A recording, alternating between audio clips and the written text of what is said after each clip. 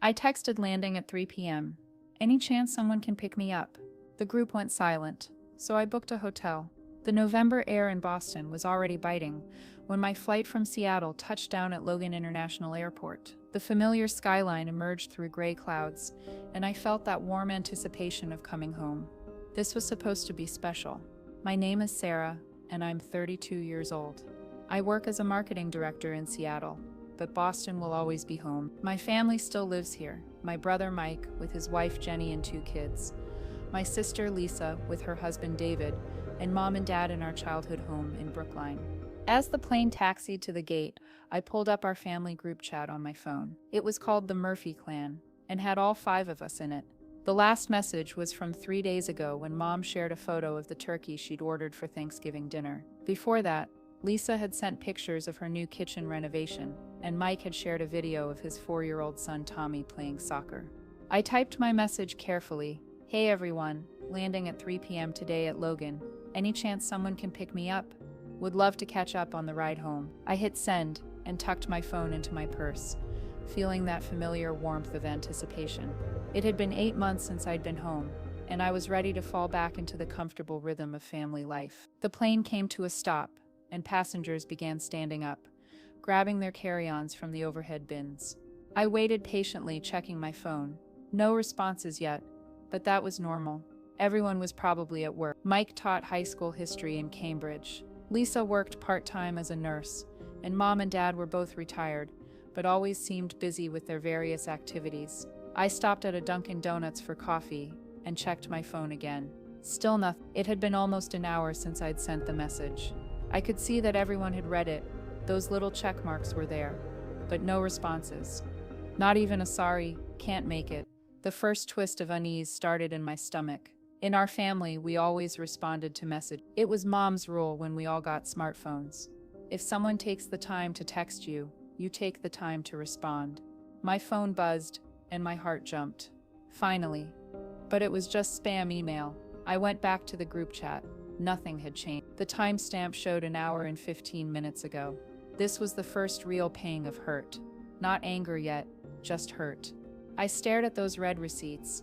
Mike had read it at 3:47 p.m., Lisa at 3:52 p.m., Mom at 4:01 p.m., Dad at 4:03 p.m.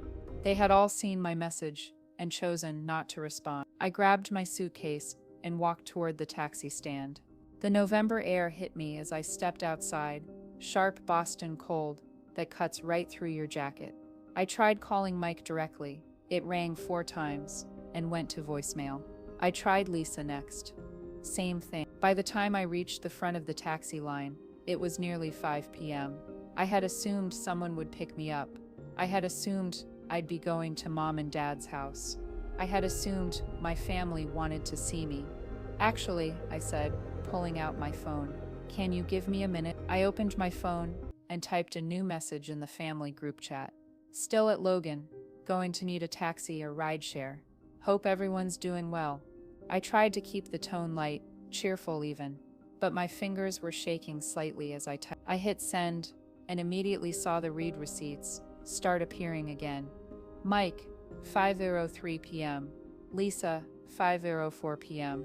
Mom, 5:04 p.m. Dad, 5:05 p.m. All of them reading my message in real time. And still, complete silence. This was the first major revelation. The moment when hurt transformed into something deeper. They weren't busy. They weren't in meetings. They were actively choosing not to respond to me. My own family was giving me the silent treatment, and I had no idea why. You know what? I told the taxi driver, my voice steadier than I felt. Take me to the Marriott Copley Place, please. He looked at me in the rearview mirror, probably wondering why someone would need a hotel in their own city. But he just nodded and pulled away from the curb. You got it. As we drove through the tunnel and emerged into downtown Boston, I stared out the window at the city I'd grown up in. The familiar skyline, the way the buildings seemed to huddle together against the cold, the busy streets full of people heading home from work. Everything looked the same, but something fundamental had shifted. The Marriott Copley Place was a hotel I'd stayed at for work conferences before. A comfortable, anonymous place in the heart of the city. As the taxi pulled up to the entrance, I made a decision that surprised even me. Instead of going to my childhood home, instead of showing up on someone's doorstep demanding answers, I was going to get a hotel room. I was going to give them space, and I was going to give myself time to think. That'll be $35. The taxi driver said. I handed him $40 and told him to keep the change. The doorman at the Marriott helped me with my suitcase, and within minutes, I was standing at the front desk, asking for a room. How many nights? The desk clerk asked. She was a young woman, probably around my age, with a friendly smile. I'm not sure yet, I said. Let's start with tonight and see how it goes. She gave me a key card to a room on the 14th floor, and as I rode the elevator up, I felt an odd mix of sadness and liberation. The sadness was obvious. My own family was ignoring me, and I had no idea why. But the liberation was unexpected. For the first time in years, I was in Boston without any obligations, without any family dinner to attend or childhood bedroom to sleep in. I was here on my own terms. The hotel room was standard but comfortable, with a view of the city and a glimpse of the Charles River in the distance. I set my suitcase down and sat on the edge of the bed, looking out at the twinkling lights of Boston as evening settled in. The skyline was beautiful, but it felt different now. It felt like I was seeing it as an outsider. I ordered room service, a simple salad and a glass of wine, and settled in for the evening. As I ate, I kept checking my phone. The family group chat remained silent. No one had asked where I was staying. No one had called to check if I'd made it safely to wherever I was going. It was as if I had vanished completely. The second major twist came around 8 p.m. when I decided to scroll through social media. I opened Instagram and immediately saw a post from Lisa. It was a photo of her and Jenny, Mike's wife, at some restaurant in Cambridge. They were both smiling, holding cocktails, and the caption read, "Surprise Girls Night. Sometimes the best plans are the spontaneous ones. Love this woman." I stared at the photo for a long time. Lisa and Jenny, having drinks together while I sat alone in a hotel room. The timestamp showed it was posted 20 minutes ago, which meant they were out together right now, while my messages sat unanswered. Then, I saw Mike's Instagram story, a video of him and Dad watching a football game, both of them cheering at something happening on screen. Dad was holding a beer and laughing, looking more relaxed and happy than I'd seen him in months. The timestamp showed it was posted just 10 minutes ago. So they weren't busy. They weren't in meetings or dealing with emergencies. They were living their normal lives, spending time together, having fun, and they were doing it without me, while simultaneously ignoring my existence. I took a screenshot of both posts, not because I wanted to use them as evidence, but because I needed to prove to myself that this was really happening. My family was actively socializing with each other, while pretending I didn't exist. The wine started to taste bitter, so I pushed the glass away and lay back on the hotel bed. Outside, Boston was alive with its usual evening energy. I could hear cars honking, people laughing on the sidewalks below, the distant sound of the tea rumbling underground. Life was happening all around me, but I felt completely disconnected from it. I tried to think of what I might have done wrong. My last visit home had been in March for Mom's birthday, and that had gone well. We'd had a family dinner. I'd given her a beautiful scarf I'd bought in Seattle, and everyone seemed happy to see me. Before that, I'd been home for Christmas, and that had been wonderful too. We'd exchanged gifts, played board games, and fallen into all our old familiar patterns. Had I said something in a phone call that offended someone? Had I forgotten an important date? Had something happened in the family that I didn't know about? I racked my brain, going through every recent conversation, every text exchange, every interaction I could remember. Nothing stood out. If anything, I'd been more intentional about staying in touch lately. I called Mom and Dad every Sunday. I sent birthday cards. I participated in the group chat whenever someone shared news or photos. I thought I'd been a good daughter, a good sister. Around 9 p.m., I decided to try a different approach. Instead of the group chat, I sent individual messages to each family member. To Mom: "Hi Mom, made it to Boston safely. Looking forward to seeing you this week. Hope you're doing well." To Dad: "Hey Dad, in town for the week. Would love to catch up soon. Hope the weather isn't keeping you inside too much." To Mike: "Hi big brother, can't wait to see Tommy and Emma. Hope everyone's doing well." To Lisa: "Hey sis, excited to see your new kitchen in person. Let me know when you're free this week." I sent each message separately, personalizing them, making them warm and loving. Then I waited. The responses came in the form of read receipts, just like before. Mom read hers at 9:15 p.m., Dad at 9:16 p.m., Mike at 9:18 p.m., Lisa at 9:23 p.m., and then nothing. Complete silence again. This was when the hurt began to transform into something else. Not anger yet, but a cold kind of clarity. This wasn't an accident or a misunderstanding. This was deliberate. My family had made a collective decision to ignore me, and they were sticking to it with remarkable consistency. I sat up in bed and opened my laptop. If I was going to be alone in Boston, I might as well make the most of it. I started researching things to do, places I'd never been despite growing up here, restaurants I'd never tried because family dinners always took precedence. The third twist came the next morning, when I woke up to a notification on my phone. But it wasn't from any family member. It was from Facebook, showing me that I'd been tagged in a photo. I opened it with curiosity and felt my stomach drop. It was a photo from last night, posted by Jenny, Mike's wife. The picture showed Mom, Dad, Mike, Lisa, David, and Jenny, all at what looked like our family's favorite restaurant, Giacomo's in the North End. They were crowded around a table, smiling at the camera, raising glasses and a toast. The caption read, "Impromptu family dinner. So grateful for these people." I had been completely replaced. Not only were they ignoring me, but they'd had a family gathering without me. On my first night back in Boston, while I sat alone in a hotel room, eating room service salad. But what made it worse was the comments under the photo.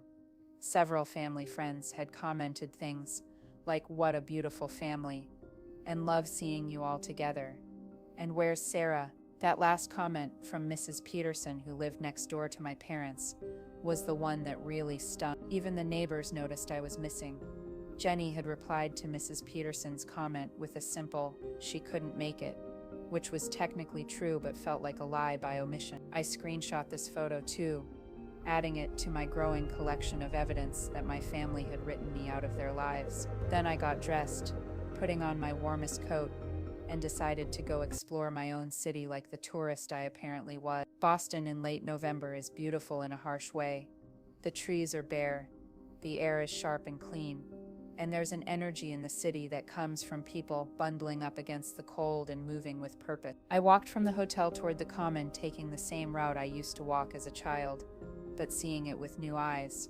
I stopped at the Starbucks on Boylston Street and got a coffee, then walked through the public garden. The swan boats were gone for the season, and the pond looked gray and cold under the overcast sky.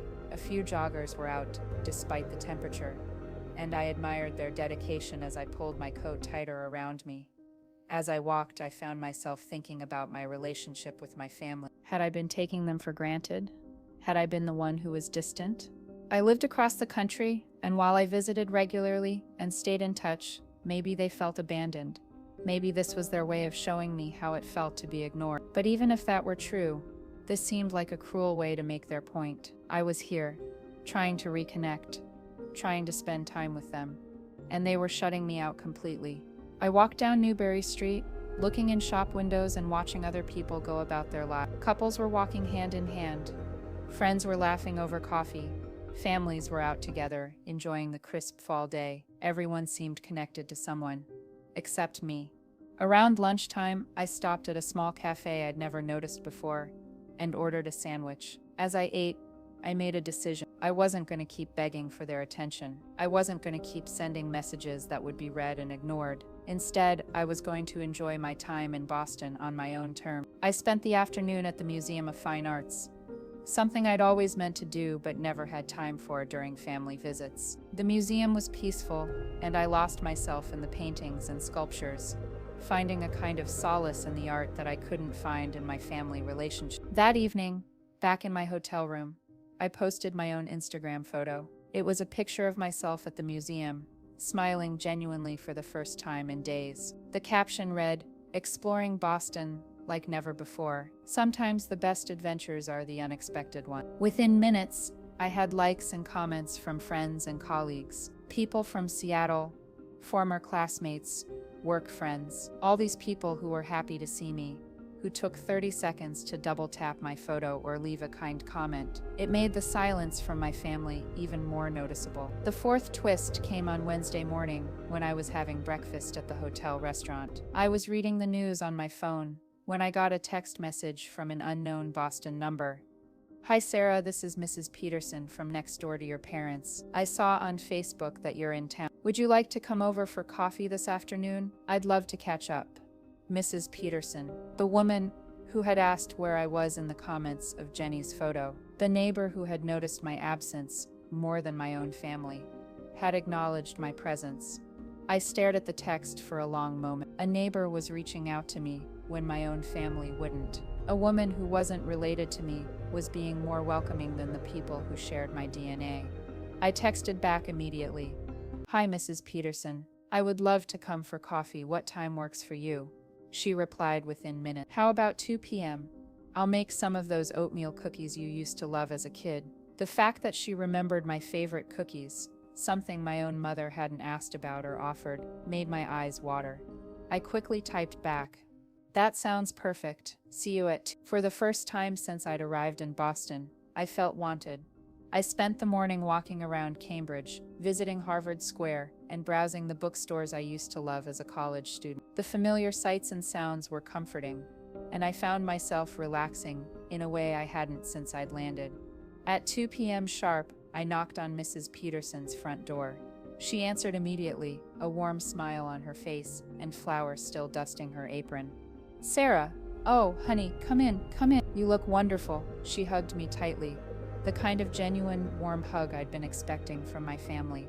Her house smelled like cookies and coffee, and everything was exactly as I remembered from childhood visit. The same floral wallpaper, the same family photos covering every surface, the same comfortable chaos of a home that was actually lived in. Sit, she insisted, guiding me to her kitchen table. "Tell me everything. How's Seattle? How's work? Are you seeing anyone?" For the next hour, Mrs. Peterson asked me all the questions my family should have asked. She wanted to know about my job, my apartment, my friends, my life. She listened intently to every answer, asking follow-up questions and showing genuine interest in my experiences. And then, as she poured me a third cup of coffee, she said something that changed everything. "You know, dear, I have to say I was surprised to see that family photo on Facebook last night. I was expecting to see you in it since I saw your father putting fresh sheets on your old bed on Monday afternoon." I nearly choked on my coffee. "I'm sorry." "What?" "Oh yes, I was working in my garden when I saw him through your bedroom window, making up the bed with those blue sheets you've always loved. Your mother was there too, fluffing the pillows just so." They seemed so excited about something. The room spun slightly as this information sank in. They had prepared my childhood bedroom for me. They had been expecting me. But then they had ignored all my messages and gone to dinner without me. "Mrs. Peterson," I said carefully, "when exactly did you see them doing this?" "Monday afternoon, around 2. I remember because I was listening to my afternoon radio show. They looked so happy, like they were preparing for something special. Monday at 2 p.m. Just 1 hour before I had texted the group chat from the airplane. They had been getting ready for my arrival, and then something had changed completely. Did you see them after that? Did they seem upset about anything?" Mrs. Peterson frowned, thinking, "Well, now that you mention it, I did see your mother in the backyard later that evening. around 8 p.m. She was on her phone, and she looked angry. Very angry. I'd never seen her pace like that. My mind was racing. Something had happened between Monday at 2 p.m. and Monday at 8 p.m. Something that had changed their excitement about my visit into complete silence. Mrs. Peterson, I have to ask you something. And please know that I'm not trying to involve you in family drama, but my family hasn't spoken to me since I arrived. Not one word. Do you have any idea what might have happened? Her face grew serious, and she reached across the table to pat my hand. Oh, honey, I don't know the details, but I can tell you that there was some kind of commotion at their house.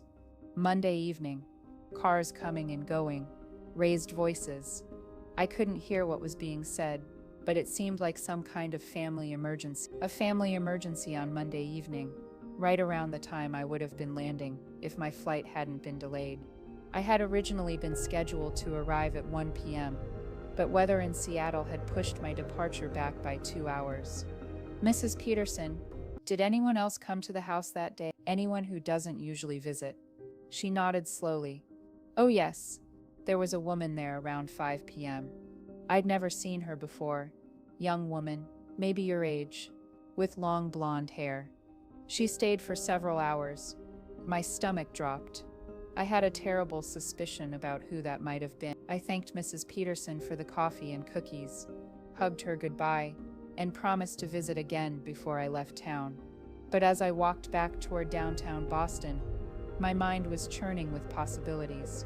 Back in my hotel room, I did something I probably should have done days ago. I called my college roommate, Jessica, who still lived in Boston, and stayed in touch with some of our mutual friends. If there was gossip or news making rounds in Boston social circles, Jess would know about it.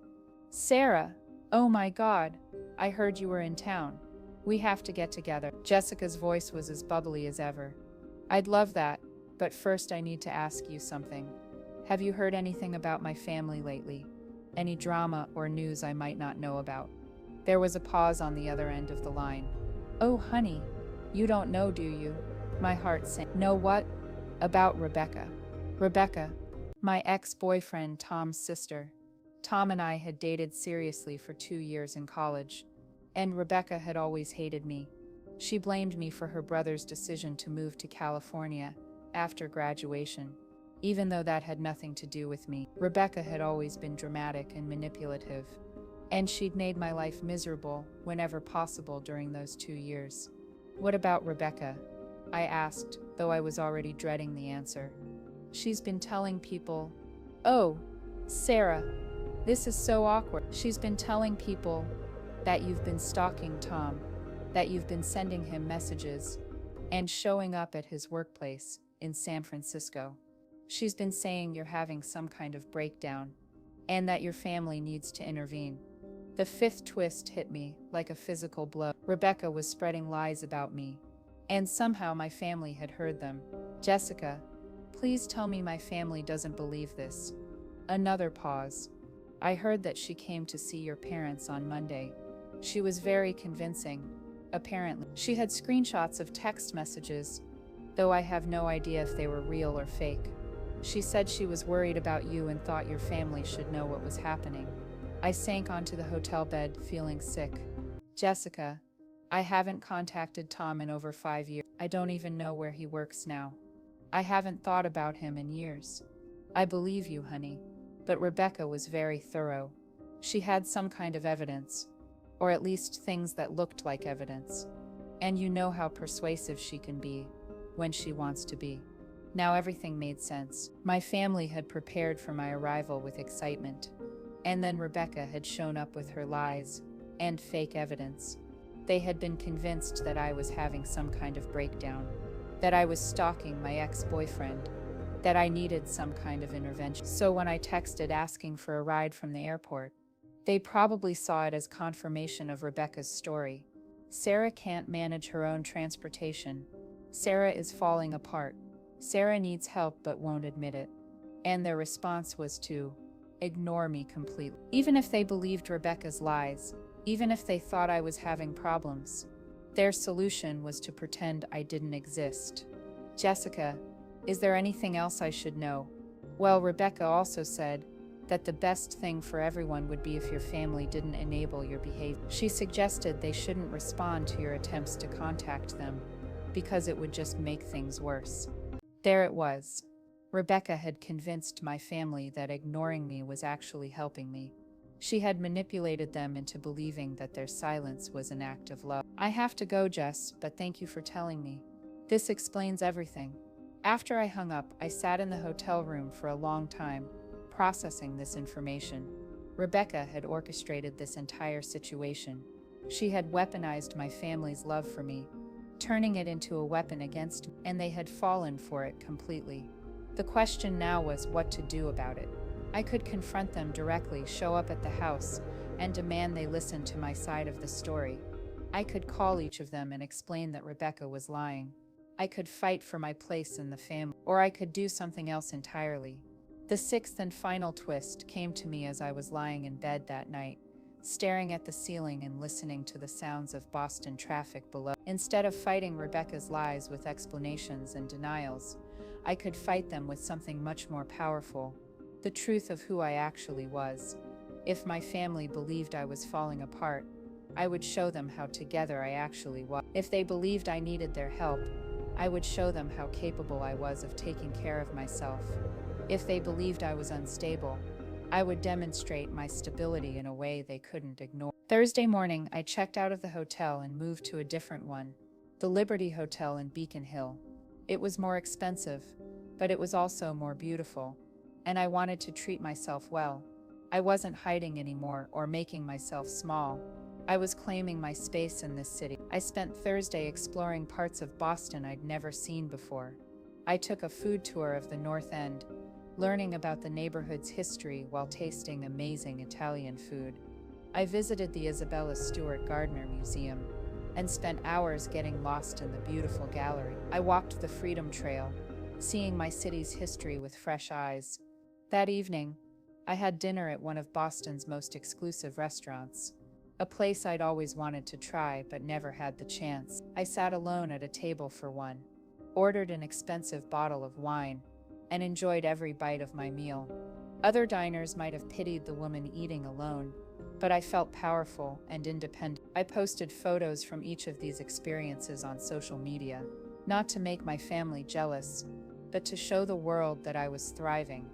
I was discovering my city, trying new things, meeting new people.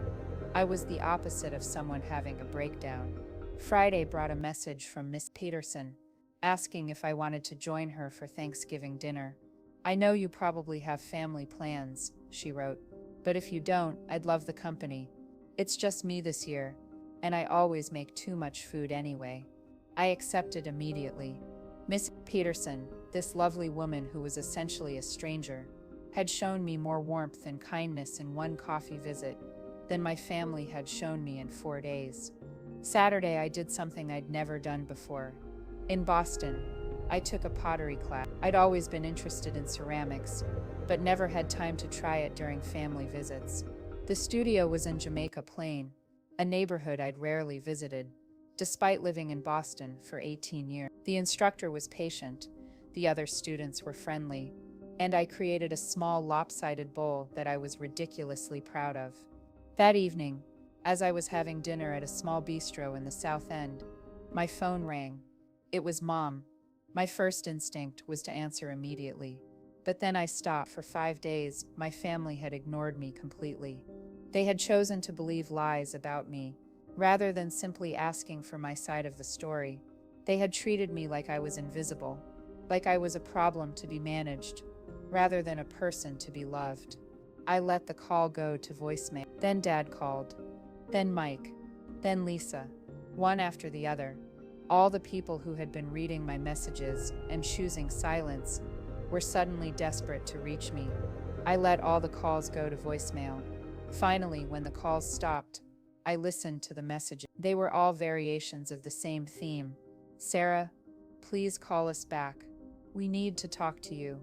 We're worried. Please just call us. Worried. Now they were worried. After 5 days of silence, now they wanted to talk.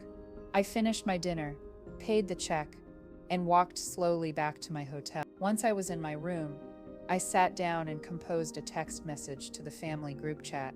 It was the first message I'd sent to the group since asking for a ride from the airport. Hi everyone. I've received your calls, and I appreciate that you're reaching out. I've been having a wonderful time in Boston, exploring the city and meeting new people. I'll be here through next week if anyone would like to have a genuine conversation about what happened. I'm staying at the Liberty Hotel. I hope you're all doing well. I hit send and immediately saw the read receipts appear. But this time, I wasn't waiting for their responses. I was setting the terms of our interaction. Within minutes, my phone started buzzing with individual text messages. Mom, honey, we need to talk.